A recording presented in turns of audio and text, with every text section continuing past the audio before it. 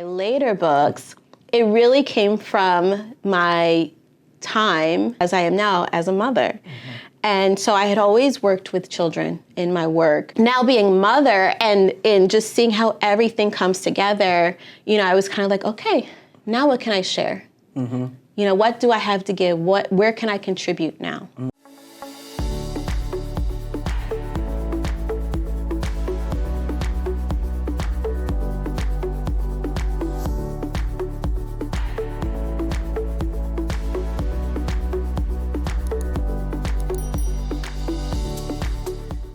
Welcome to Conversations with Verdel Jones, where we share informative and enlightening conversations and empower your passion with purpose. I'm your host, Verdel Jones, and thank you so much for joining us. I have an awesome guest today, Portia Ingram. We're going to talk about her passion for community, literacy, and really helping families. And just so everyone knows, Portia was on our show like 6 years ago. Yeah. So welcome back. I'm so happy to have you. And in that time, like a lot has happened. A lot. I mean, you're an author. Mm-hmm. You have children. You're a nonprofit leader. Like yes. A lot has happened in that time. Oh my goodness, a lot has happened in that time. So. I mentioned you're an author, mm-hmm. and you've written books for young adults, and yes. You've also written books for children as well. How do you approach these two very different audiences, and what do you enjoy most? Wow, that's a great question. So I will say that, how do I approach it? When I wrote my book, that was geared towards teens and tweens. Mm-hmm. I was just coming out of my 20s, and I was just really thinking to myself, like, what just happened? Mm-hmm. What did I learn? What can I pass on? What could I, pay it forward with? So I was kind of just still coming out of that phase, out of that energy, out of that period of time. And it was just kind of like my wrap up, kind of like debriefing session. Right. So it's helpful for you too. Yes. Uh-huh. Right. There's a theme with me too. Mm-hmm. It's something I can see if it's helping myself, maybe it can help someone else. And so I was just kind of coming out of that period of my life, and I was stepping into a new chapter in which I knew that, okay, I really need to solidify and build this firm foundation because, the things that I want, it called for me to have, firm beliefs, a firm path, even if I didn't know necessarily everything. Right. Everything wasn't spelt out. I needed to be firm on some things.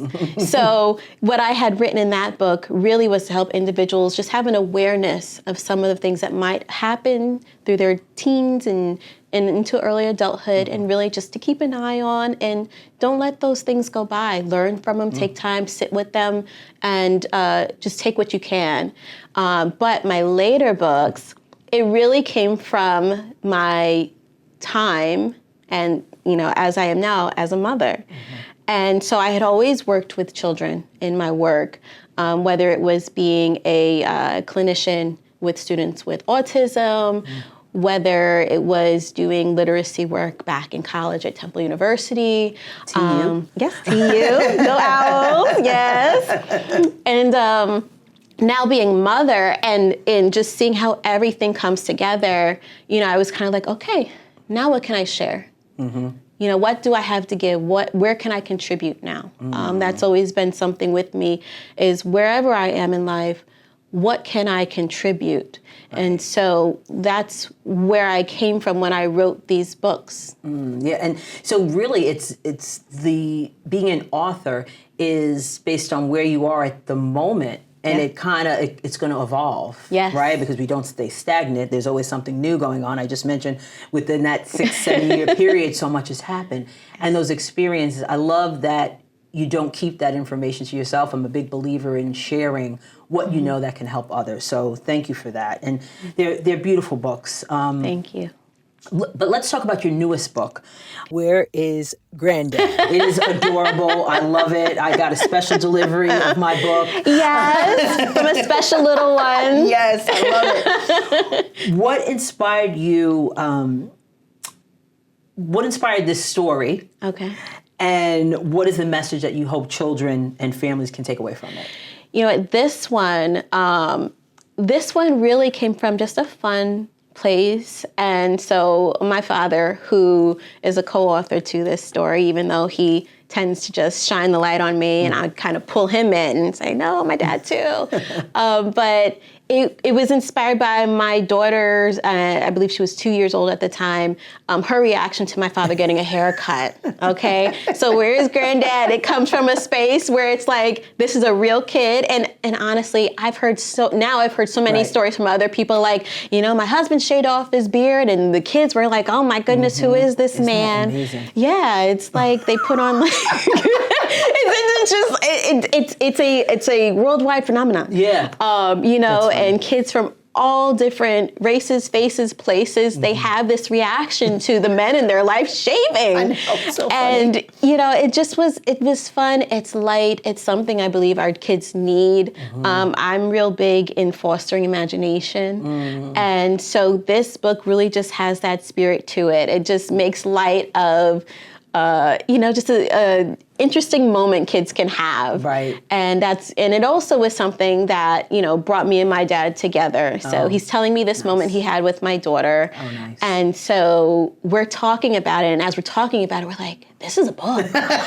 And, you know, my dad is also going into his retirement phase of life. And he's just thinking, and now that creative space is opening for him, and so I'm bringing him along for the ride. So it's really a journey for us as well, as father and daughter. Yeah, and that's beautiful. Yes, it's so much fun. Yeah, absolutely. I love that. It's a family affair. Yes, you know it. So you've been coaching and teaching life skills since about 2014.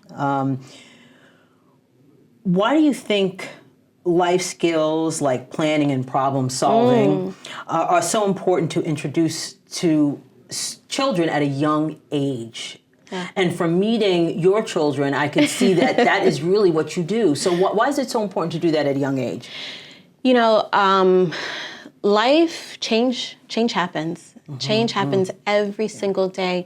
But so many of us are so used to either routine or we don't do well with adapting.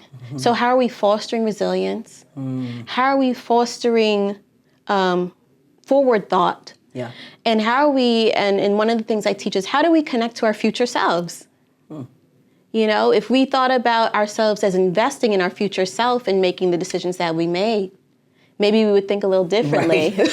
That's true. Right. You know, so and you can teach that at a young age. Exactly. Right. And you know, the other thing is just my mindset around education is that when it comes to my children, I teach to capacity, not to age. So if your child is asking you certain questions, that means that they might be able to receive a certain answer in words that are appropriate for children. But you know, I believe in teaching to capacity and then building upon that. I don't think that we should limit our children based on their age. Where did that come from? My dad. Okay, That was my dad. I kind of figured because that's a skill set. Yes. In parenting. Yes. And a lot of, I'm not going to say a lot, but some people don't realize that. And they think that there is a limit to the learning, so to speak. So being able to challenge your children and them challenge you, there's a learning in that as well.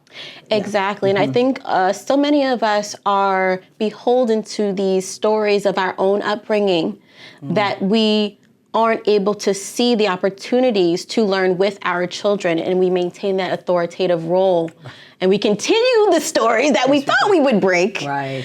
But, you know, for myself, it's a constant unlearning and learning something new and unconditioning of and refining. And I think that we just as parents need to be in a constant state of learning. We are learning with our children. They are learning with us. We can be their teachers. They can be our teachers. And then you must strike the balance. Yes. That's the key, right? You know, that's the key. And I will say that you're so right. I learn from my children, and they teach me things that I wouldn't think of because they have different experiences. Right. and their experiences are valid. They're valid now, and they were valid when they were younger. So it is so important to learn from each other and strike that balance. That can be hard. So how do you help parents and families weave those life skills into everyday learning moments with their children? So I think a lot of it does come down to language. So understanding that, just really knowing where your kid is at with language. And also knowing that even hard topics can be simplified. And it's important to talk about the hard topics. And some of that, and honestly most of that, is really what conversations are we having with ourselves about the hard topics so that we can translate and transpose that into something that our children can receive. So a lot of the work is really on the parent to make sure you're good with what you need to be coaching this little one through so that now you can give it to them at a pre-K, kindergarten level, and there's a lot of intense things happening in this world, but we don't have to start at the most intense instance of that thing. We can walk them into it, and we can walk them into it with appropriate language. So I like to tell parents, start with language, and just to know that if your child is really seeing this, experiencing this, it really is important to have that conversation with them because they're looking for that. Our kids come here curious. They're asking questions because they want answers, not to be rude for the most part. And it's important to have that conversation with them. Absolutely. So have it. I love that. It's so true. That dialogue. And some people have come up in a time where their parents are talking at them instead of with them. And then it goes the other way. It goes a little bit too far. So you're right, that balance is very important too. But so you have, you recently launched a nonprofit, Community Aligned Restorative Efforts. CARE for short. Tell us a little bit about the mission and what you do with CARE. Okay, so CARE, and thank you for saying the very long name I gave it, and then I was like, you know what, let's shorten it to this one short CARE, CARE. And so we are a nonprofit, 501c3, and our mission is to, really increase literacy. That is a huge, huge issue that isn't talked enough about. Maybe more in like the educational sphere and in community organizations, but it hasn't trickled down enough and become enough of a priority for us to really tackle as a whole community. If you go into a school district to find out that 40% of your 12th graders know how to read on a 4th grade level, then what as a community will we go on to experience? How could have that been mitigated before now we have all these adults going into the world that are expected to work, expected to pay bills, and make a living and maybe possibly raise children of their own? So, the nonprofit is meant to tackle literacy. It is also, and this is coming from my background of being a speechy. I went to school, I went to Temple for Communication Disorders and Sciences. And also we have in our summer campaign is hearing loss prevention. And so we distribute noise cancellation headphones. And so it's protect the ears of our little ones. The actual campaign's name is Listening Ears Through the Gap Years. So children 4 and under, this is before you get to school, before you have that safety net of school, are receiving free headphones in order to help them through, especially this summer, because summer's loud. So help them through and give the parents more awareness of you're exposing your child to a lot of environmental sounds. Are they always safe? And what can you do about it? I wouldn't even thought of that. But that's the lens that you see things in because of your educational background. Interesting. So we have that piece. And there's many more to come, but those have been our focuses so far. And we've been received really warmly from the community. So I'm very excited. We just did a donation to Ronald McDonald House, actually, and also to Long Island Children's Museum. So the patrons there and their, the people they serve can have a healthy, calm experience, free from sensory disruption. Which is important for all children. Yes. Right? Yes. Yeah, not because I know you work with children with autism, or you had worked with children with autism, and that's really, the sensory for them. But I think all children at some level, I would think, right? For sure. Sure. Interesting. I see my children, they both don't like startling noises. Yeah. So the 4th of July can be really tiresome for them. And, when your little one has to go to bed with headphones on because they can't sleep through the night because of the fireworks, that psychologically can cause things. And for the parent, you're staying up with the kid, That's right? So I want them to sleep. So we need something here to help us out. So, and there's parents all over going through this. Interesting. And so that's a shared problem. So this is a solution that we all can share it. Thank you for that. Thank you. A big theme of the show is turning your passion into purpose. Yes. How have your personal experiences shaped your mission, and how do you see work making an impact for future generations? You alluded to that a little bit, but how does that trickle down? Oh boy, trickle down. So for me, a lot of us knowing our history and our family and the impacts that different things have had on our family and the trajectory. Even though I have a college education, I have a master's degree, my grandfather was functionally illiterate. He wasn't able to finish school, and he had to use his body to work. And then when I came up, I was told we can use our minds to work. So we don't have to do the same back-breaking labor, and it's a blessing. I had a grandfather who was functionally illiterate, but managed to raise 3 kids, and the 3 kids went on to be who they are. My father went on to get a degree from Howard. And so I had that as a role model for me, but also knowing where I came from, I know the importance of literacy. Because I do know that when you can read, reading can take you further. It sure can. And the people that can read need to start reading more. Right. But when you can read, it can take you further if you choose to. Right. And it just changes the trajectory of people's lives. So that is a heavy influence as to why I have a heart for literacy. And so there's that piece. And just having children.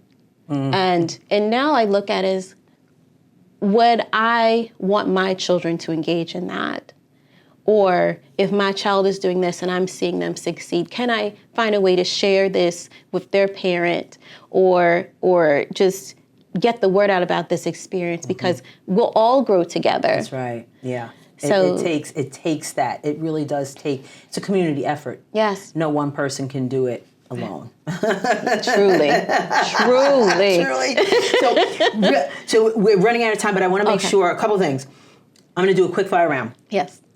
A book that changed your life. Woo! I know. The Energy Bus. The Energy Bus. The Energy Bus. Energy Bus. I can't tell you the author's name. Okay, that's all right. But the Energy Bus. Energy Bus. Yes. One life skill every child should learn early. Ooh. Where do you put your ideas? Don't keep them in your head. Write them down. Figure it out. And now you have phones. Back in the day, we didn't have our phones. Sure didn't. Find a place. Write it down. Make it plain. I love it. Favorite way that you recharge as a mom and a leader? Oh, I go to my garden. I go to my garden. I could get all like, there's so many philosophical things about nature. I just go to recharge, be outside, just be with nature. We get so distracted, but when you see that tomato growing on that vine and you did it, you're like, I did that. No, that's right. That is my tomato. That's right. And it's just something tangible. It's real. It's warm. It's you. It's from the earth. Yes. And so we need that connection. I love that. I love that. I want to thank you so much. Thank you. For being a guest again on Conversations with Verdel Jones.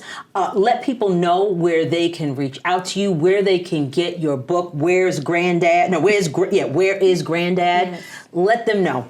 All right. So you can find the book at mindalign.co.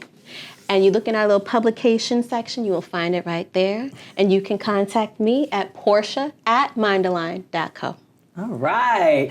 Thank you again. Garden. It works wonders. It does. It does. For real. Thank you for that. And I want to thank everybody for watching Conversations with Verdel Jones. And remember, in the words of Maya Angelou, when you learn, teach, and when you get, give. We'll see you next time. Don't forget to subscribe, comment, and follow us on social media so you will never miss an episode.